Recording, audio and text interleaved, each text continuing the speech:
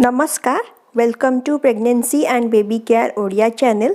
आजिर भिडियोटी हेउछि शीत दिने केमिति शिशु मानकर जत्न रखिबे ताहारी विषय रे।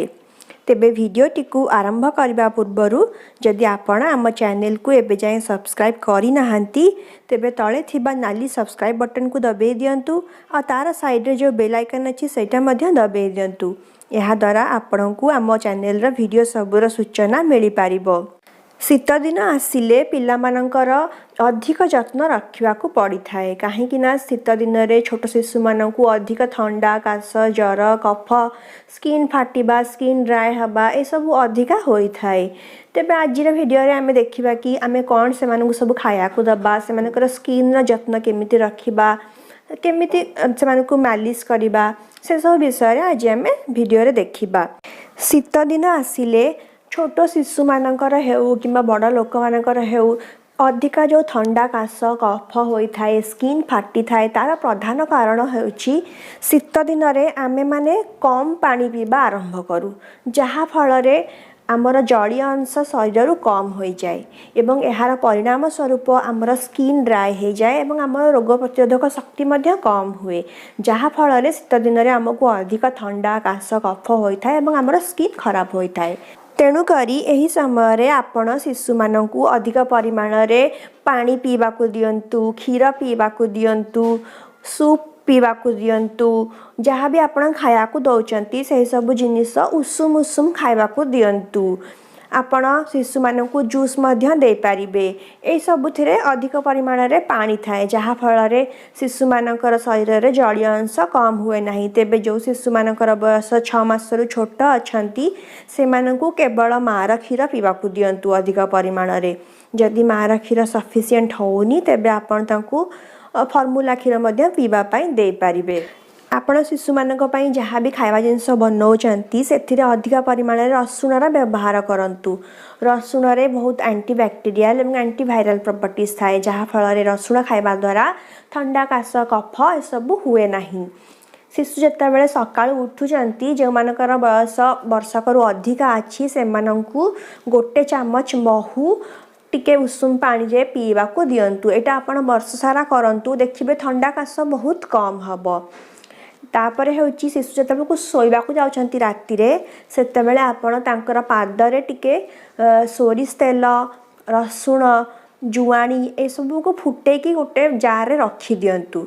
जेतेबेले को से माने सोइबाकू जाउछंती राती रे सेतेबेले को टिके पादर सेटा मालिश करिकी गोटे मोजा पिंधेई की सुआई दियंतु। देखिबे शिशु मानकू ठंडा काश कफ बहुत कम हबो। शिशु मानकू खरा रे खेलिबाकू दियंतु जो माने बहुत छोट अछंती मासे 2 मासर शिशु अछंती से मानकू आपण निजे नेकी खरा रे बसंतु। एहा द्वारा शिशु को विटामिन डी मिलिबो। विटामिन डी रा अभाव रे शिशु मानकर रोग प्रतिरोधक शक्ति कम हो जाए जहा फल रे से मानकू अधिक ठंडा काश कफ ए सब होई थाए। तेणु करी दिन को कम से कम 20-25 मिनिट से मानकू खरारे खेलिबाकू दियंतु किंबा आपण निजे नेकी से मानकू खरारे देखांतु। शिशु मानकर खाद्य रे चीनी रा व्यवहार कम करिकी गुड़ रा व्यवहार करंतु। गुड़ शरीर को गरम रखिबारे सहायता करिथाए जहा फल रे ठंडा काश कफ कम होई थाए। प्रतिदिन शिशु को उषुम पानी रे गाधेई दियंतु। सप्ताह को 2 थर साबुन लगांतु। बेसी साबुन लगाइबा द्वारा स्किन ड्राए होई थाए तेणु करी सप्ताह को केवल 2 थर ही भल साबुन लगे दियंतु। तापरे हेउछि शिशु मानकू प्रतिदिन दिन को 2 थर आपण उषुम तेल मालिश करंतु। उषुम नड़िया तेल हे पारे किंबा सोरिष तेल हे पारे जो मानकर बयस वर्षकरू कम अछि से मानकू 2 थर भल भाबरे मालिश करंतु। जो मानकर बयस वर्षकरू अधिका अछि से मानकू आपण दिन को थरटे मालिश करंतु।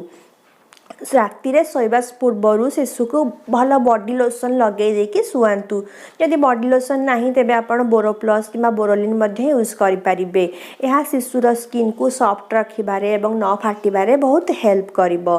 शिशु मानकर ओठ फाटुथिले सेथिरे आपण टिके गाईर घेय गरम करिकी उषुम गाई घिय टिके ओठरे लगे दियंतु। देखिबे एहा निश्चय ओठ फाटिबा कम करिदबो।